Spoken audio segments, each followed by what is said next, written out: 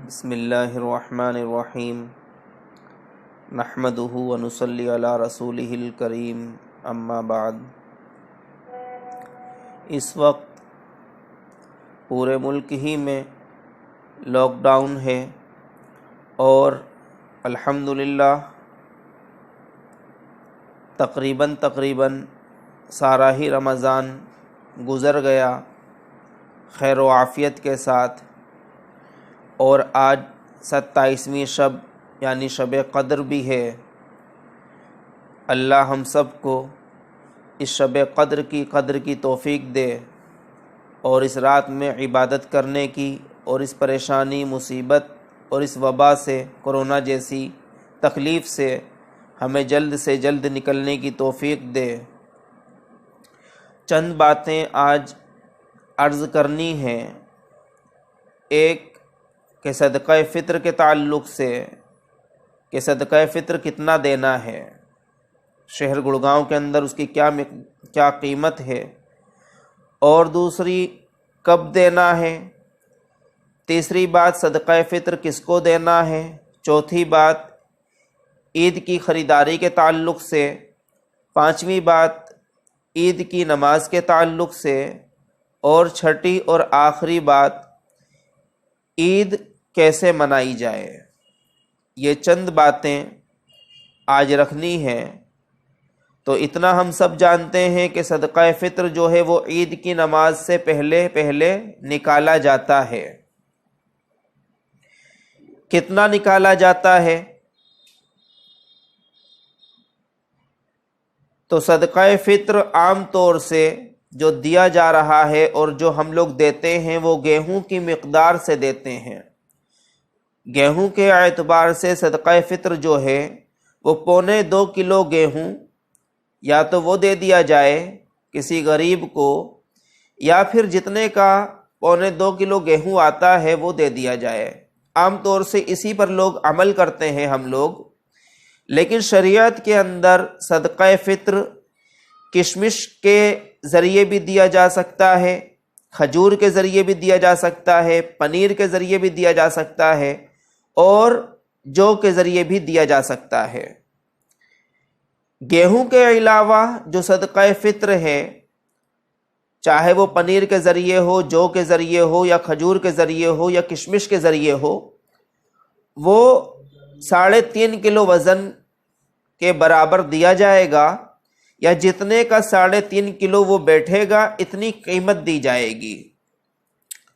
اس سال اگر کوئی کشمش کے اعتبار سے صدقہ فطر دینا چاہے کہ میں کشمش کا صدقہ فطر نکالوں گا، تو 3.5 کلو کشمش کی جو قیمت ہے بازار کے اندر وہ 1050 روپے ہے۔ تو ایک آدمی کا صدقہ فطر کی قیمت ہوئی 1050 روپے۔ اور اگر کوئی یہ سوچے کہ مجھے کشمش سے نہیں بلکہ کھجور کے ذریعے دینا ہے، تو کھجور بھی اسی ریٹ میں ہے فی الحال مارکیٹ کے اندر، کہ 1050 روپے ایک صدقہ فطر کی قیمت بیٹھے گی۔ 2 آدمی ہیں تو 2100 روپے ہو جائیں گے، اور 3 آدمی ہیں تو ایسے ہی 1050 اور جوڑ لیا جائے گا۔ اور اگر کوئی کہے کہ مجھے جو کے ذریعے صدقہ فطر دینا ہے، تو جو بھی 3.5 کلو مارکیٹ کے اندر اس وقت 87 روپے کی ہے، 87 روپے کی جو 3.5 کلو اس وقت مارکیٹ میں ہے، اور اس سال کوئی جو کے ذریعے صدقہ فطر دینا چاہے تو ایک آدمی کا صدقہ فطر جو کے ذریعے 87 روپے بیٹھے گا۔ اور عام طور سے جیسے دیا جاتا ہے گیہوں کے اعتبار سے، تو گیہوں کے اعتبار سے، آٹے کے اعتبار سے 2.25 کلو کی مقدار ہوتی ہے،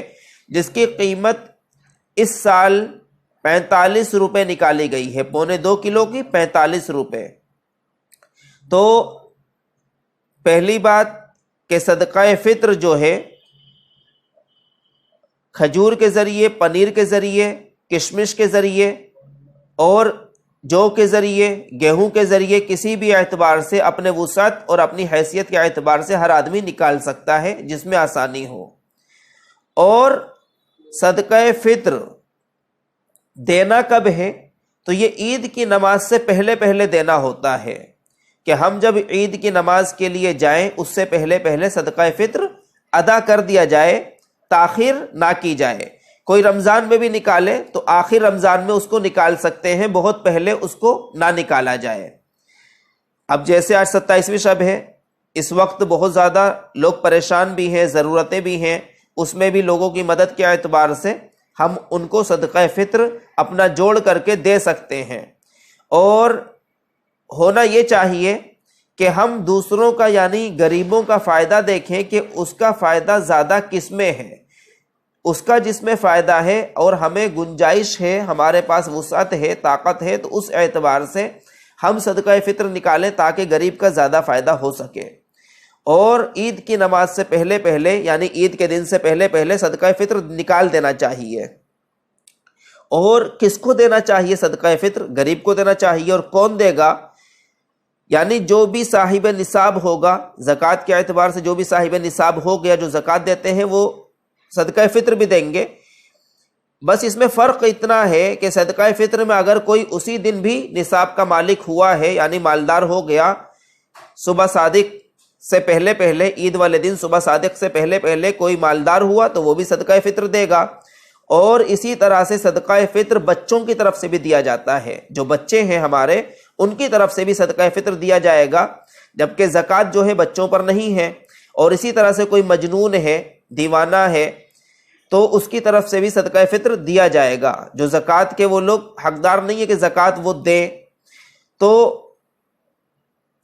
اسی طرح سے اگر کوئی بچہ عید کی صبح پیدائش ہوئی ہے، صبح صادق سے پہلے پیدا ہوا ہے، تو اس کی طرف سے بھی صدقہ فطر دیا جائے گا۔ صبح صادق کے بعد ہوا ہے تو ضرورت نہیں ہے۔ اور چوتھی بات، عید کی خریداری کے تعلق سے رمضان کے اندر عام طور سے ہر سال ہم دیکھتے ہیں کہ عبادت کے ساتھ ساتھ ہم لوگ اس خوشی کے دن کی تیاری بھی کرتے ہیں اپنے حیثیت کے اعتبار سے، جبکہ زیادہ وقت عبادت ہی میں لگنا چاہیے اور ہم لوگ لگاتے بھی ہیں۔ لیکن اس سال حالات کچھ الگ ہیں، لاک ڈاؤن کا ماحول ہے اور سب جگہ پر بندشیں ہیں، لیکن ابھی فی الحال کچھ مارکیٹیں کھولی گئی ہیں۔ تو ایک بات ذہن میں رکھیں، یہ جو مارکیٹیں کھلی ہیں دن متعین کر کے کہ کپڑے کی دکانیں اس دن کھلیں گی، جوتے چپل کی اس دن کھلیں گی، تو اس بات کو اپنے ذہن میں رکھیں، یہ مارکیٹیں جو ہیں عید کے لیے نہیں کھولی گئی ہیں، انسانی ضرورت کے لیے کھولی گئی ہیں۔ انسانی ضرورت ہر کسی کے ساتھ جڑی ہوئی ہیں اور ہمیں استعمال یعنی لینا ہے اور استعمال کرنا ہے۔ تو عید کی تیاری کے طور پر بازاروں میں بھیڑ کرنا، اس کے لیے خریداری کرنا، یہ غیر مناسب ہے، کیونکہ ہم خود سمجھ سکتے ہیں کہ یہ جو پورا رمضان ہمارا گزرا ہے یہ کس طرح سے گزرا ہے۔ ہر سال کی طرح سے نہیں کہ ہم لوگ مسجدوں میں جا کر کے عبادت کر سکتے تھے، لیکن اب کی بار مسجدیں سونی ہیں، یعنی چند افراد ہی مسجد میں عبادت کر رہے ہیں، زیادہ لوگ نہیں جا سکتے۔ اور افطار کا بھی ماحول نہیں تھا مسجدوں میں، ہم لوگ اپنے گھروں میں افطار کرتے رہے، کوئی افطار پارٹی بھی نہیں ہوئی، کوئی ملنا ملانا بھی نہیں ہوا، ایک سادگی کے ساتھ یہ پورا رمضان گزرا ہے۔ تو اب ہونا یہ چاہیے اسی سادگی کے ساتھ عید بھی ہماری گزرے۔ تو ہم اپنی ضرورت کا سامان خریدنے کے لیے صرف جائیں بازار کے اندر، عید کی تیاری کی نیت سے ہرگز نہ جائیں کہ ہم بھیڑ لگا کر کے، مجمع لگا کر کے ہم سیویاں خریدیں گے، کھجوریں خریدیں گے، میوے خریدیں گے، کپڑے خریدیں گے، بچوں کو لے کر کے گھومیں گے۔ ایسا ہرگز نہ کریں، نہ قانون اس کی اجازت دیتا ہے، نہ شریعت اس کی اجازت دیتی ہے، بلکہ ہم اپنے عقل کا صحیح استعمال کریں اور جس طرح سے ہم نے سادگی کے ساتھ اس پورے رمضان کو گزار دیا ہے، اور الحمدللہ کہ مبارکباد کے مستحق ہیں اس شہر گڑگاؤں کے بھی مسلمان کہ انہوں نے اتنا اچھا پیغام دیا کہ جس بات کو کہا گیا اس پر عمل کیا گیا کہ مسجدوں میں نہ تراویح کے لیے آئے، نہ جمعے کی نماز کے لیے آئے، بلکہ اپنے اپنے گھروں پر، اپنے اپنے ٹھکانوں پر ہم لوگوں نے اپنی عبادتیں کی، روزے رکھے، نماز پڑھی، تلاوتیں کی، تراویح پڑھی، سارے کام ہوئے، سادگی کے ساتھ ہو گئے، اجتماعی طور پر نہیں ہو پائے۔ تو عید کی خریداری کے لیے بھی ہرگز نہ آئیں۔ اب پانچویں بات عید کی نماز کے تعلق سے، عید کی نماز، جمعے کی نماز جس طرح سے ہم لوگوں نے اپنے اپنے ٹھکانوں پر پڑھی ہے، جو لوگ جمعے کی نماز پڑھ پائے جمعے کی نماز پڑھی، اور جو لوگ جمعے کی نماز نہیں پڑھ پائے، یعنی وہ نہیں جانتے تھے پڑھانا، یا ان کے پاس افراد نہیں تھے، یعنی وہ 2 ہی آدمی تھے یا 3 ہی آدمی تھے، تو 4 آدمی ہونے شرط ہیں جمعے کی نماز کے لیے، تو یا تو آدمی کی کمی کے لیے نہیں پڑھ پائے، یا وہ پڑھانا نہیں جانتے تھے اس لیے نہیں پڑھ پائے، تو ایسے حالت میں انہوں نے ظہر کی نماز پڑھی، جہاں بھی جمعے کی نماز نہیں پڑھ پائے انہوں نے ظہر کی نماز پڑھی ہے۔ تو عید کے اعتبار سے بھی بات سمجھ لیں کہ جو لوگ عید کی نماز پڑھا سکیں، جس طرح سے عید کی نماز ہے